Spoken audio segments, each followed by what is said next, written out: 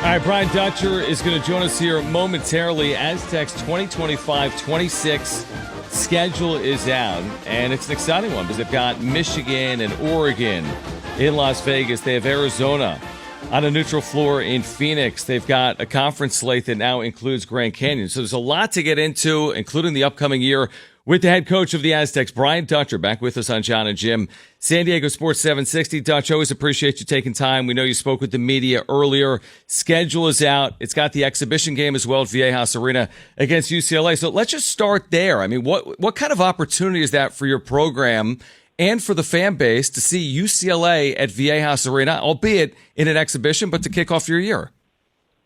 Yeah, I mean, it's two teams that want to test each other early.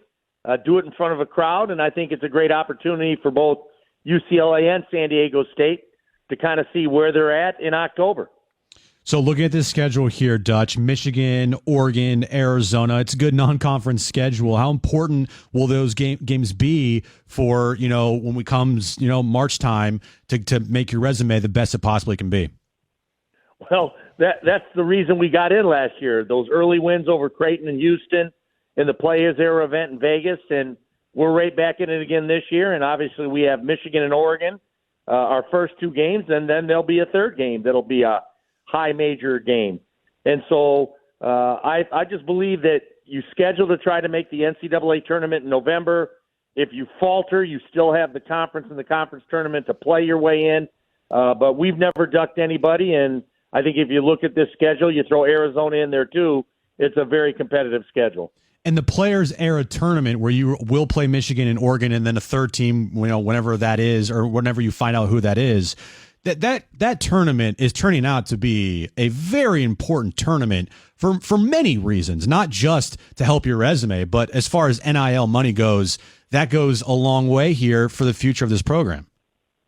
Yeah, I mean, we're to the revenue sharing end of college basketball right now when the judge gavelled the ruling, and so there's a little bit more control over it. But with that being said, I still have to be out there raising that revenue for our program. And the Players Era event that puts $1 million into our NIL coffers and gives us a chance to continue to keep San Diego State relevant on a national level. And that's important not only for the games, but for the financial end of it where we can put a team together. To that point, and Brian Dutcher with us right now, again, the Aztecs will open their season for real November 4th against Long Beach State, and a former Aztec assistant, now the head coach there, Chris Acker. So Long Beach State will be at Viejas Arena on November 4th, but a pair of exhibitions, including UCLA and USD at Viejas Arena. But Dutch, to that point, going back to the UCLA exhibition, that's impactful as well, right? Because some of the funds and the proceeds from that game are going to benefit the recruitment and retention fund, which is directly impacting your program, right? Absolutely. The USD exhibition game will be part of the season ticket package. I think we're giving the fans 17 games in the package, which is as many as we've ever given them. But in order to make money, in order to keep San Diego State basketball moving forward against national competition, we're going to play an NIL game at Viejas Arena. We were offered to move the game to a neutral site, but I just thought it was important we played at our arena in front of our fans, and I think the opportunity for them to purchase tickets to help the program, I think will go a long way. Dutch, we always talk about metrics, and the Mountain West the last few years has been so solid across the board, getting right 3, 4, 5, 6 teams into the NCAA tournament. What's the impact of the addition of Grand Canyon, a team that's been in the tournament, that has had good metrics? You'll play them both in Phoenix and in San Diego this upcoming year. It just adds to our strength of schedule. To add Grand Canyon twice onto the schedule on top of our non-conference schedule, and then what could be a very competitive Mountain West will do nothing but help us build the kind of resume we need, not only to make it into March, but to get a high seed in March. How's the health of the team looking headed into the stretch run before the season starts here? It's early September, and we're in pretty good health. Magoon is still coming back from his knee ahead of schedule, and so we will have him out there in October and getting him ready, which it's a long season. I'm not concerned with that. And then we have a few aches and pains, but nothing that's season long like last year when we ended up losing Reese for the season with a broken foot. We had Nick Boyd last year who broke a foot and missed the beginning of the year or lead up to the year. And so we're pretty healthy for the most part right now. Speaking of Reese coming off that broken foot, how has he looked this offseason getting ready for the upcoming year? He looks good in practice. I mean, he's getting his timing back. You sit an entire season, and even though you're healthy, you haven't really played basketball in a full season. And so now that he's getting his timing back, he's becoming a lot more effective on the court for us, and it's really good to see Reese back out there in the Aztec uniform. Brian Dutcher with us right now on John and Jim. You've touched on this before publicly, this fine line of having depth but not necessarily having too much depth, right? I mean, it's better to have depth as opposed to not have it. What are the challenges it creates when you have a team that might be among the deepest teams in the history of San Diego State men's basketball? Yeah, obviously it's getting these guys minutes and knowing that I can't play them all.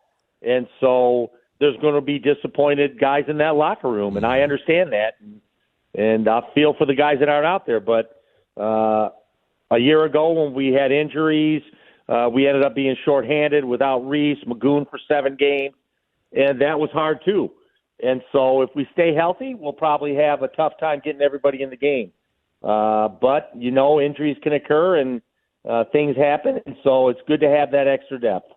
Where are you expecting the growth from Miles Bird, who's now entering his 4th year in the program and went through the NBA evaluation process, the combine process? Like, where's his confidence at, and what's the next step in his evolution? Bird had a great summer, preparing for the draft, working out for different NBA teams, going to the combine, and all those experiences help you. We should have a more physically mature Bird, one that's been through the process and kind of knows what it is to be the kind of player he wants to be. And so just the maturity and the growth should serve not only Miles well, but the Aztecs as well. One of your new transfers, Latrell Davis from San Jose State. Fans maybe want to know a little bit more about him, his game, his style, where he might be fit into this team this year or in the future. What can you tell fans a little bit about Latrell Davis? Well, obviously, Latrell had 26 and 22 on the Aztecs last year. Yeah. So we know he can score the ball, and he scores it at different levels. He can make the three. He attacks with strength to the basket. And so Latrell's going to be a very important addition to what we're doing. And he's looked good in practice and will continue to get better as he gets accustomed to the Aztec system, both offensively and defensively.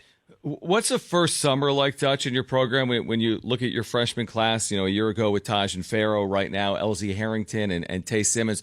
What's that process like? You got this veteran group, you got 5th and 6th year players, but now you have these newcomers coming in. What's that process like for them as they come into college? Yeah, I mean, I'm real happy with our freshmen. Tay's been battling a bit of a hamstring, a strain, and so he's been limited. But LZ's looked good in his practice minutes. A year ago, we were playing out of our top players, 6 of them were freshmen and sophomores. And now those guys have grown into sophomores and juniors.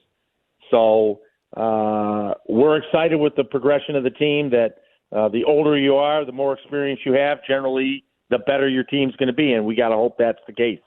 With the offensive weapons you have, and Brian Dutcher with us right now on San Diego Sports 760, what's the acclimation process been like for Sean Newman Jr.? Last year, 3rd in the nation in assists per game. I think I just saw some graphic in terms of returning players in assists per game. He might be 1st or 2nd in the nation in terms of returning players.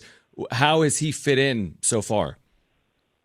Yeah, I mean, a pass-first point guard is good to have when you have scorers on the floor, and we should have scorers on the floor. At every position, whether it's Magoon or Heidi or Farrow, inside and around the basket, or Bird and Reese and BJ on the perimeter with Taj. We've got a lot of depth, and we've got a lot of guys who can score the ball. So having a pass-first point guard like Sean will keep everybody happy and everybody involved. Dutch, I'm curious because you've played Michigan before, even as a head coach. You went to Ann Arbor, and now you're getting Michigan on a neutral floor, but there's more ties in there, like Dusty May, who was at FAU, with some of those players you've seen over the course of some tournament runs over the last couple of years as well. Is there any unique significance when you see Michigan, where you spent all that time, when you see Michigan on a schedule? It's like seeing Houston a year ago. They're going to be ranked. They're going to be good. They're going to be well coached, and you have to be prepared to play a team like that. Obviously, they're on the transfer portal and add a lot of pieces. We're going to play against the point guard we played against from North Carolina last year. Right. We're going to play against Langenborn from UAB, who's over at Michigan now as a transfer. Mara, who played up at UCLA, is on the Michigan roster. Crazy. And so faces we're familiar with, but at the University of Michigan. So there'll be some familiarity with the personnel, but they'll be in a new system, and it'll be fun to kind of get ready for a game like that. Well, we're thrilled, obviously, as, again, the season gets underway with an exhibition against UCLA on Friday, October 17th, and then for real against Long Beach State on Tuesday, November 4th. San Diego State back in the floor at Viejas Arena. Dutch, we appreciate you taking time for us. We'll do it again before the season, and thanks as always for your time. Thanks for having me, guys.